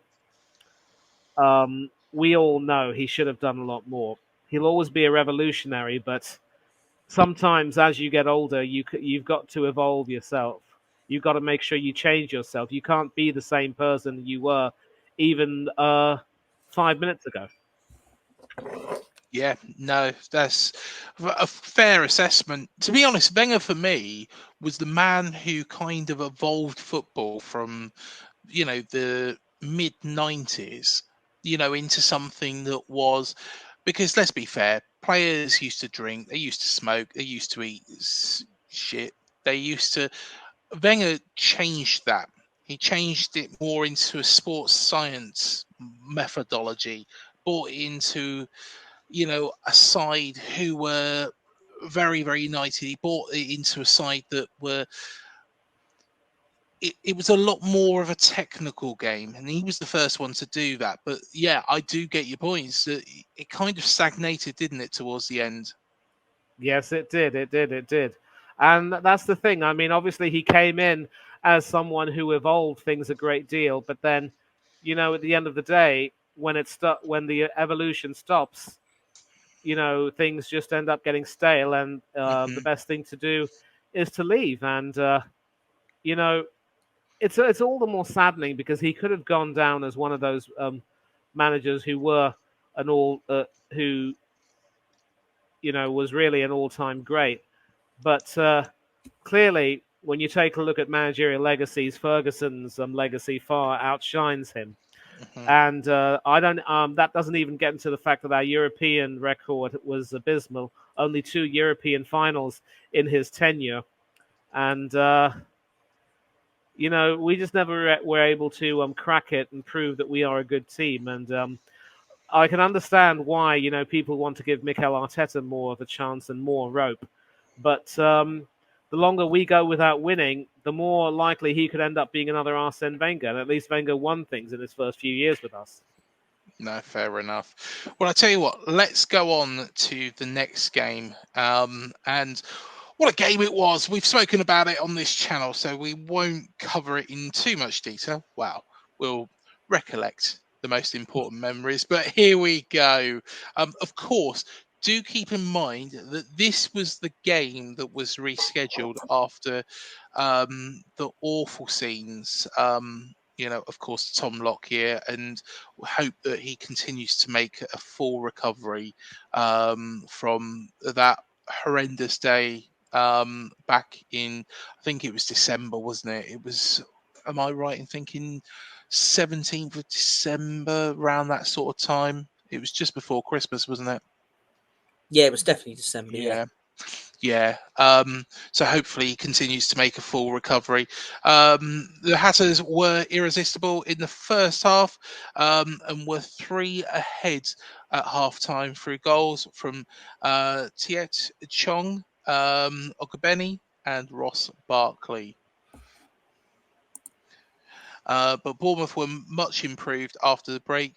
Dominic Solanke's brilliant goal sparking a stunning comeback, which was completed by Ilya Zabania, bundled finish, and Anton Semenyo's blistering double as they become only the 5th team in Premier League history to overturn a 3-0 defeat. There is my man Anton Semenyo, absolute legends. Capped one of the most remarkable Premier League games of the season. In fact, I joked at half time, didn't I? I said, well, that we're going to win this 4-3. I didn't actually think it was going to bloody happen. I should have had a bet on it at that time, shouldn't I? I should have said, Anton, do you know what? Do me a favour. We're going to win this 4-3. Yeah, we're going to win it 4-3. Right, okay. There we are. There's 100 quid going on now. This is what Iriola said. We wanted to play as soon as possible. We ended the first half with bad feelings. The first half was not so disastrous, but they were really clinical. Every time it was a bloody disaster, to be honest. But Andoni being very, very positive there. Every time they had a shot, they scored. We didn't finish so well. Even at half time, we talked about getting something. Luton are a very brave team. They will continue to press high, counter, and they will give up chances. Once we scored the first one, everyone starts believing. They start believing that we could not win the game, and everything goes from there. Dominic's goal was key. We talked about scoring one quick. We are quite a good physical team. We finish games well, and probably they could struggle. Scoring quite early was good for us, and then everything went on our side in the second half, the opposite to the first half. I think he summed that up. To be honest, the first half was absolutely bloody dreadful. Yeah, it was so poor. People were, walking out at half time, and it's funny because my brother-in-law who lives next door to me, he had a car pull up outside. He was watching the game on. Was it on Sky or was it not? I think it was on Sky, wasn't it, as well? I don't think it was actually. Was it? It couldn't be televised. Anyway, he was watching it probably on one of the Fire Stick things or whatever. And anyway, he heard the car pull up and he texted me saying, hope you haven't come home, because obviously by that time I think we were like 3-3 I think at the time. So he thought I'd actually left early and come home, and he thought I'd be devastated knowing that we clawed it back to 3-3 at the time. But yeah, people were leaving at half time, and I can remember my brother saying, "Oh, I'm off." I've had enough of this terrible half, which it really was. And I just said to him, no, come on, you never know. Score an early goal, we might pinch a draw. Mm. But hey And ho. I made the joke, didn't I? I said, "Oh yeah, we're going to win this 4-3. Yeah, We're you win made it that 4-3, joke. Sam. Yeah. You know, don't worry." I didn't think it was going to happen. I was probably talking out my backside, to be fair. Well, I did think you were at the time, yeah. Yeah. But to be honest, but yeah, I mean, 3-0 down at half time. I mean, you would take a draw, wouldn't you, at best? But I mean, yeah, what a comeback. I mean, whatever Areola said to them at half time, what a comeback. What a comeback. Mhm. Oh, it was. Let's have a listen to what Rob Edwards said. So he said, I seem to be saying similar things quite often. We put ourselves in a brilliant position with some great play, brilliant performance. Warning signs were there at times in the first half. I don't want to make excuses. I'm not going to. We had enough quality, endeavour, and legs to go 3-0 up. And we've got to be able to then do enough to drag a result out of that in the second half. We gave him the encouragement of getting an early goal back on 50 minutes where we could do better with the build up to the set play, but we've got to defend that moment better. We gave them encouragement, the crowd got up, and it's back to the same thing. We were the ones to blame. I'm not going to accept that because we've got lots of injuries. I believe in this group of players we were good enough to go 3-0 up and we should have seen it out. And do you know what? I like Rob Edwards. He's not got off to a very good start at Luton this season, to be fair. They've got 1 point from the first 4. But yeah, they did have a lot of injuries, but at the end of the day, they just showed fight and passion Yeah, and character. Real determination, didn't character, they? yeah. Oh gosh, yeah, they did. They did. So the team tweaks were so Andoni, of course, made 3 changes to the Bournemouth side that drew 2-2 with Sheffield United at the weekend. Alex Scott, Dongo Atara, and Luis Sinistera came in for Milas Kirkes, Justin Kluivert, and Marcus Tavernier. Rob Edwards made just the one change to the Luton side that started the 1-1 draw with Crystal Palace, with January signing Hashioka handed his full debut in place of the injured Gabriel Osho. And yeah, as he said there as well, there was a lot of injuries in that Luton team, without a shadow of a doubt. Without a shadow of a doubt. And I think, with more depth, they could have dragged themselves out really. But I didn't think they were that poor. To be fair, even in the second half, I think they did really.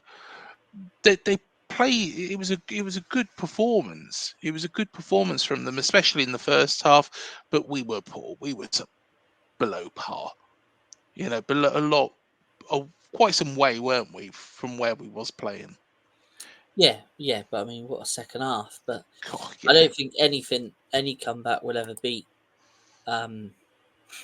Well, There we go. This is the greatest Premier League comeback of all time. This is what you've all been waiting for. Everton fans, if you are watching, you might want to go hide at this moment in time. So, of course, this weekend just gone. 3-2 against the Toffees. It looks like it was beyond doubt that Everton were going to get their first 3 points of the season. But don't ever doubt Andoni's lads. And of course, we come back. So we produce an extraordinarily late fight back to come from 2 goals down after 86 minutes to beat shell-shocked Everton in the Premier League at Goodison Park. So literally, this was, an unbelievable result. In the space of 8 minutes, was it? 3 goals, 8 minutes? Yeah, I mean, watching it was dire. It wasn't a great performance at all. But obviously we did enough. Those substitutions of Dango and Sinistera, really changed the games. It was kind of a substitution masterstroke, I suppose, in some respects. He's good at those, Andoni, isn't he? Yeah, he's not bad at them at all, is he? I mean, he's done a few, but it's like with Dango. I love Dango. I think he's a great player, but sometimes I think he's better as an impact player coming off the bench than starting games. Sometimes, Yeah. I just think he sort of gives you something different off the bench. And Sinistera, he's got to be knocking on the door for a starting place now, hasn't he? But yeah, I mean, it was dreadful defending really in the for the first goal. Yeah, it was. You know, for it to land to Michael Keane, no disrespect, but you know, for him to finish that easily, you know, wasn't It great. was, yeah, it was a poor goal to give away. But you know, I just feel sorry for Everton. Really, I mean, you're 2-0 up, and you know, a good goal by Calvert-Lewin. Again, I was very impressed with Everton's number 10. I don't know his name. I think he got substituted off in the 70 something minute. He was impressive. It was almost like Everton, you know, why are you taking off your best player? Because he was awesome, I thought. I've actually scoured a couple of Everton pages, you know, since Saturday, and as much as what Andoni Iraola did right, this is what it seems to feel like it boils down to. They acknowledge our substitutions were very, very good. Our changes were good. They affected the game. They feel that Sean Dyche's substitutions negatively impacted the game for Everton. That it was a and you can see that now, yeah. So effectively, on one hand, you've got a manager that's making all the right calls in Iraola, and you've got a manager who's making complete and utter farcical moves, you know, in Sean Dyche. Manny, you know, Sean Dyche, you know, is he on borrowed time there, do you think? One of the things which I remember saying, at least at the top of the show or even earlier than this, is that Everton do find a way to recover from dreadful starts. But, you know, and this also isn't the first time that Everton have begun a season like this so horribly. But there is also some wisdom in questioning some of the decisions that Dyche has made, and this might possibly be no different. I wouldn't go so far to say that he's on borrowed time. Even when he was in his last season at Burnley, it was only just before the end of the season that he was asked to be on his way. And at Everton, I think he might be given until January, and then they'll make a decision. But, you know, Dyche has to look at himself, and Dyche has to, you know, accept that for a bloke who prides himself on being very defensively sound, some of his game management was pretty much below par. So the same thing can very easily be said about Rob Edwards when you spoke about that comeback against Luton. And that particular aspect, along with other aspects of Luton, is why they didn't last long in the Premiership. So Dyche has to be careful because he's made some good signings this season. He does have Calvert-Lewin back. I think one big issue is that maybe it might be time to move on from Seamus Coleman and bring someone else in. But the problem is, you take a look at the squad they have. Defensively, they're not very well blessed. Nathan Patterson is still, you know, not any close to playing. And also that's a big loss for Scotland, who were sadly defeated tonight by Poland with a 97th minute penalty from Zalewski. And in the absence of both Patterson and Aaron Hickey, it's been Tony Ralston who's been playing. And that has not turned out very well for them.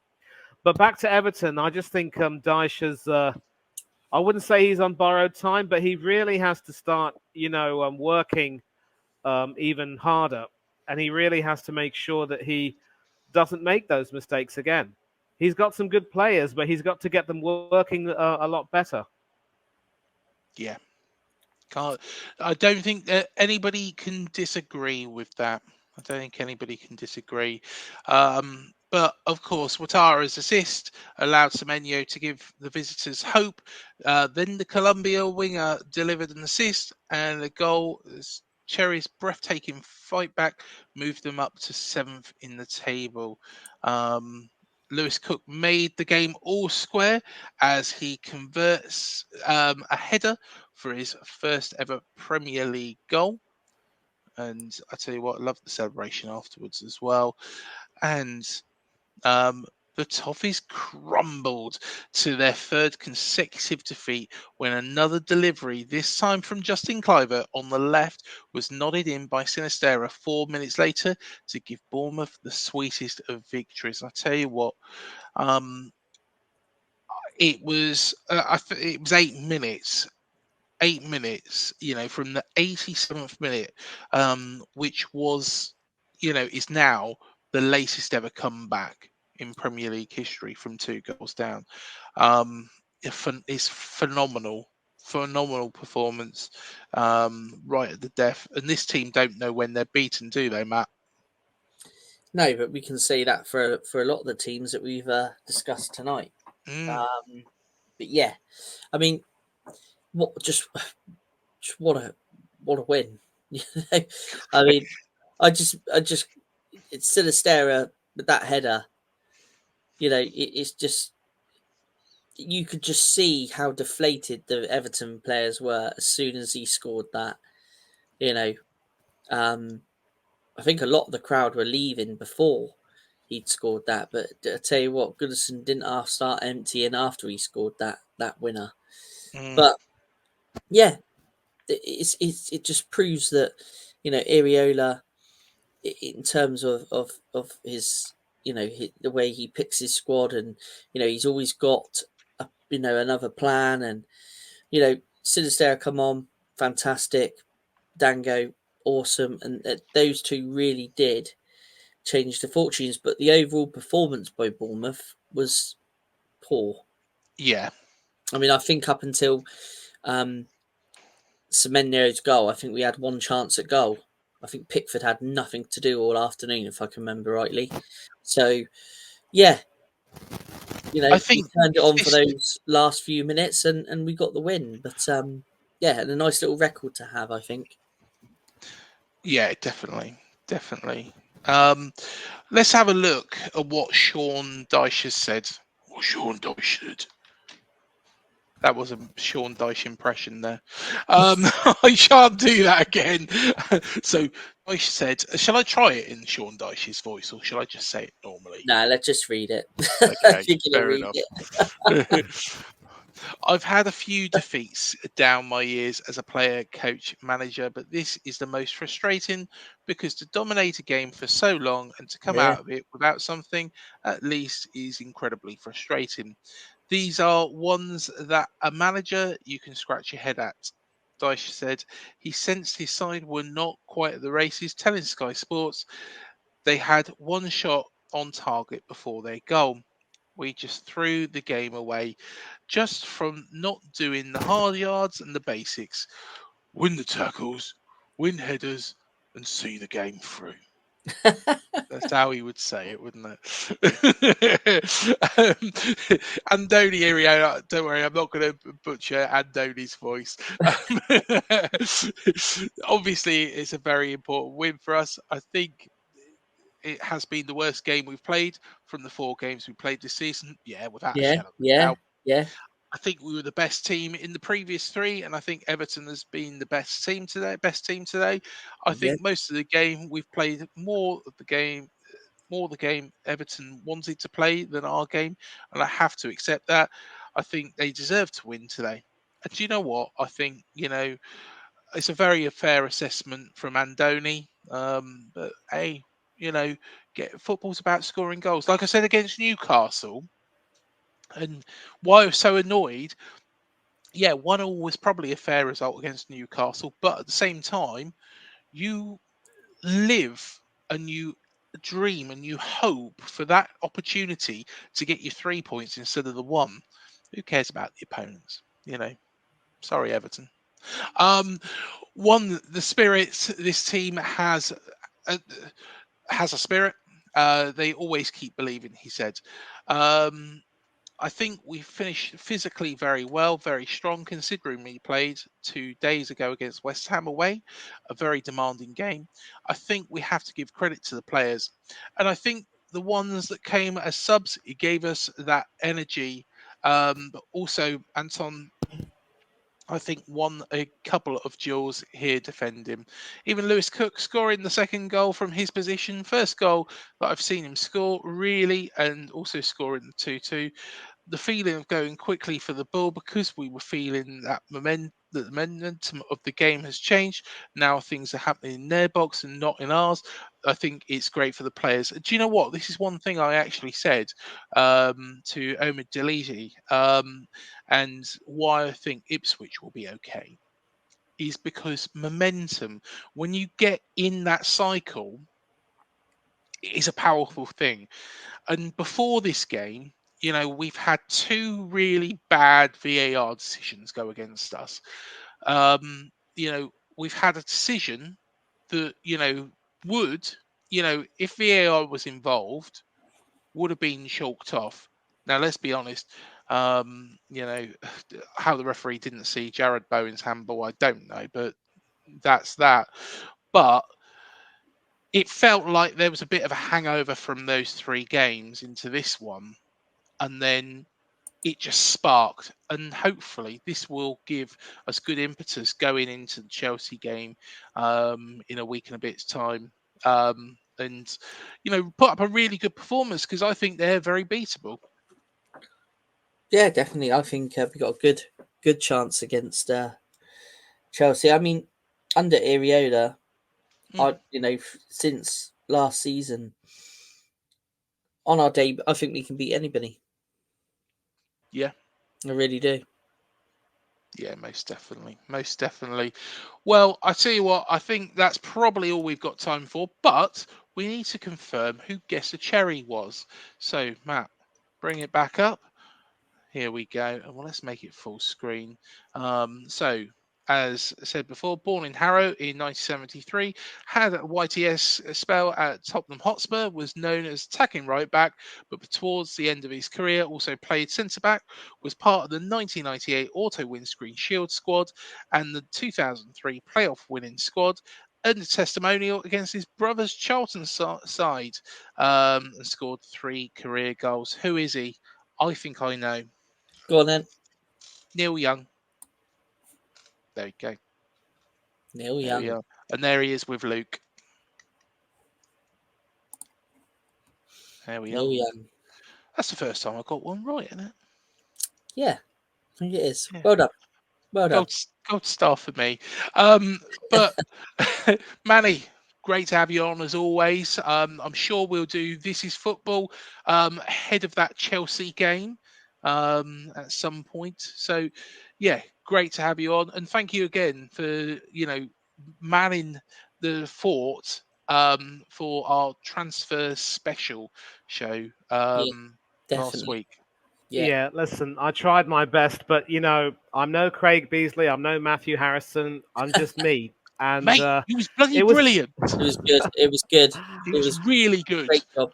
I'm glad I was able to do it justice in your eyes, and I want to thank you for the opportunity. And obviously, this time around, I couldn't really contribute very much, which is why I understand sort of why I don't get called on to cherry picking anymore. But hopefully, whatever I contribute is fairly useful in some respects. And I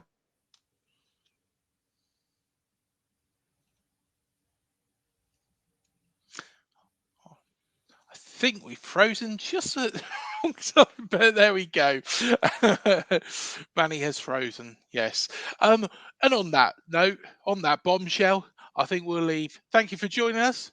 We'll see you in the next show.